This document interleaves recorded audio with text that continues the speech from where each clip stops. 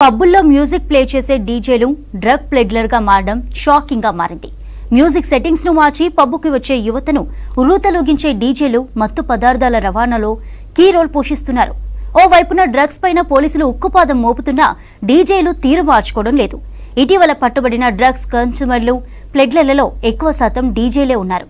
మరోవైపు మత్తు పదార్థాలు వినియోగించినా సరఫరా చేసినా కఠిన చర్యలుంటాయని హెచ్చరిస్తున్నారు పోలీసులు.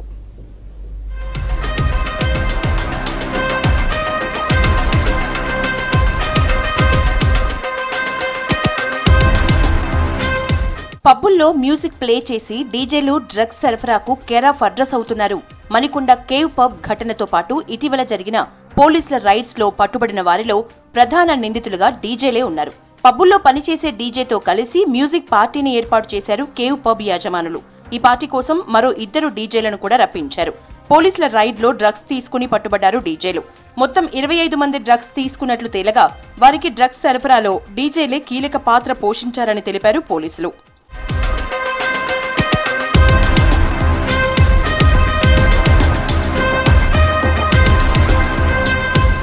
ఈ ఉదంతం కంటే ముందే మాదాపూర్ పబ్బులపై సైదాబాద్, ఎస్ఫోటీ, టీజీ నాబ్ అధికారులు దాడులు చేసిన సమయంలో డీజే సిద్ధార్థ, యోగేష్ అనే 2 డ్రగ్స్ తీసుకుని దొరికిపోయారు. బంజారాహిల్స్ లో పలు పబ్బుల్లో మెరుపు దాడులు చేసిన సందర్భంలో కూడా డీజేలు దొరికిపోయారు.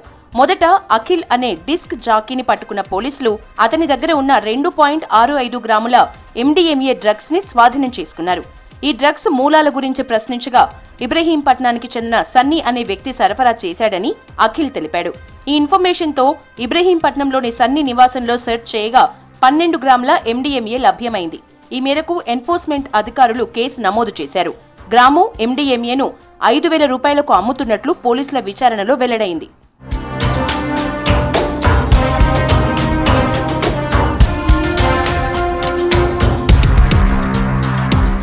పబ్బుకు రెగ్యులర్ గా వచ్చేవారిని పరిచయం చేసుకుని పాటలతో పాటు డ్రగ్స్ ని అలవాటు చేస్తున్నారు డీజేలు. గోవా, బెంగళూరుతో పాటు ఇతర రాష్ట్రాల్లో ఉన్న డ్రగ్ పెడ్లర్స్ తో కలిసి హెరాయిన్, MDMA, కొకైన్ వంటి మాదక ద్రవ్యాల్ని రవాణా చేస్తున్నారు. మరోవైపు డ్రగ్స్ కార్యకలాపాలపై ఉక్కుపాదం మోపుతున్నారు సిటీ పోలీసులు. డ్రగ్స్ జాడలు కనిపిస్తే సహించేది లేదని హెచ్చరిస్తున్నారు. పెడ్లర్స్, రిపీటెడ్ కన్స్యూమర్స్ పైన కేసులు నమోదు చేసి రిమాండ్ చేస్తున్నారు పోలీసులు.